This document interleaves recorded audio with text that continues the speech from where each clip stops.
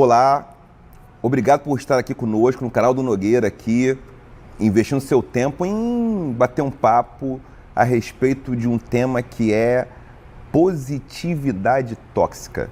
E para falar de positividade tóxica, ninguém melhor do que conversar com o filósofo sul-coreano Byung-Chul Han.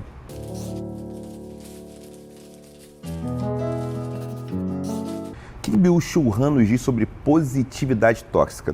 Ele fala do homo econômicos, um tipo de sujeito de si, um empresário de si próprio, alguém que é capaz de estar em elaboração tão constante de si que está numa conjuntura daquilo que o filósofo sul-coreano chama de sociedade do cansaço. Não tem mais tempo para a liberdade do lazer.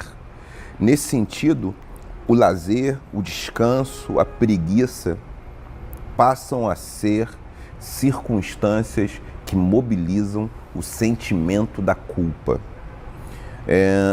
A positividade tóxica é um tipo de atmosfera em que, diante de todos os desafios, nós procuramos nos conectar sempre com os sentimentos mais sublimes, com os sentimentos, vamos dizer assim, mais para o alto, de animação, numa sociedade em que é necessário, que é exigido ininterruptamente investimento de energia laboral, trabalhar, se produzir, se tornar um produto.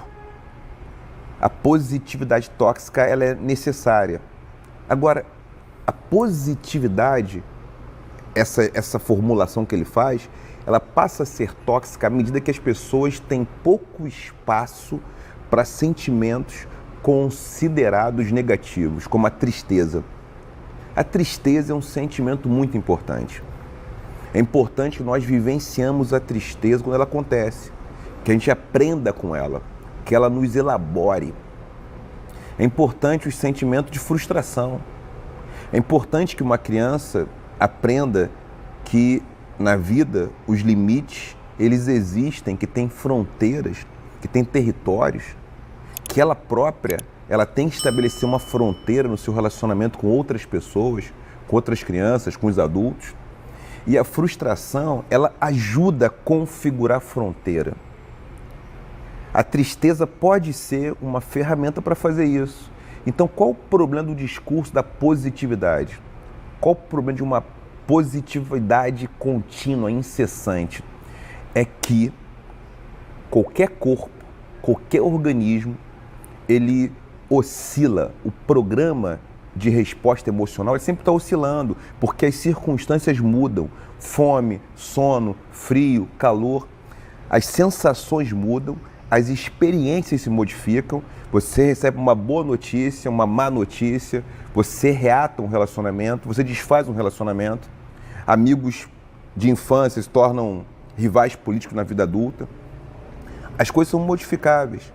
E por essa razão, um discurso de positividade o tempo inteiro, ele pode justamente lançar neblina, ofuscar a possibilidade de vivenciar os nossos limites, de vivenciar as nossas limitações, de vivenciar a necessidade de estabelecer fronteiras, de vivenciar a nossa raiva.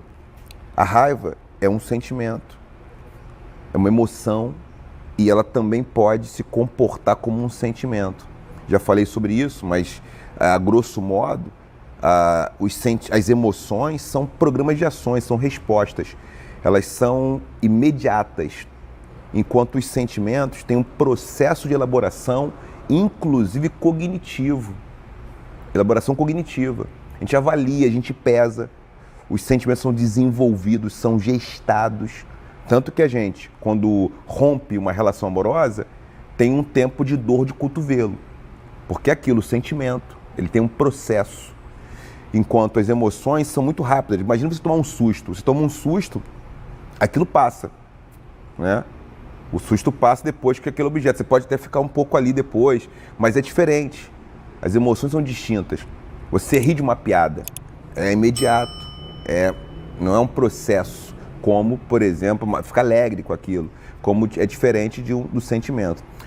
Então, retomando, por que essa digressão rápida? Para dizer que a positividade tóxica se torna, então, um sentimento no contexto da sociedade do cansaço. Se não tem tempo para descansar, não tem tempo para gestar as coisas, para gestar os processos, para você encontrar o seu tempo para alguma coisa, a positividade é a narrativa, é o modelo de discurso que vai justamente promover essa possibilidade, a possibilidade de você chegar ao limite. E chegar ao limite é colocar praticamente o corpo em colapso, é colocar o nosso emocional em colapso, é colocar a nossa rede interna afetiva em colapso, desestruturada, desorganizada, por falta de tempo para ter conexão com o próprio descanso, conexão com parar, conexão com a necessidade de voltar-se para si mesmo, não só voltar-se para fora o tempo inteiro. A positividade tóxica nos lança numa ciranda interminável de trabalho contínuo, de exercício e esforço contínuo, que, no final das contas, nos oferece não um paraíso perdido, mas fatalmente, provavelmente, burnout, provavelmente algum tipo de adoecimento, mais insatisfação, mais autocobrança e a impossibilidade da gente ter aquele tempo para se permitir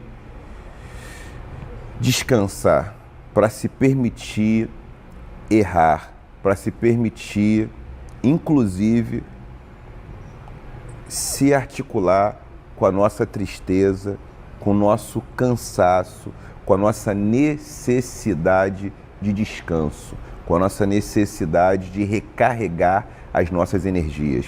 Isso é fundamental, porque de alguma maneira essa positividade tóxica que nos leva a sermos sujeitos contínuos, produtivos, incessantes, ela pode justamente roubar a nossa criatividade, não só para trabalhar, a nossa criatividade para existir.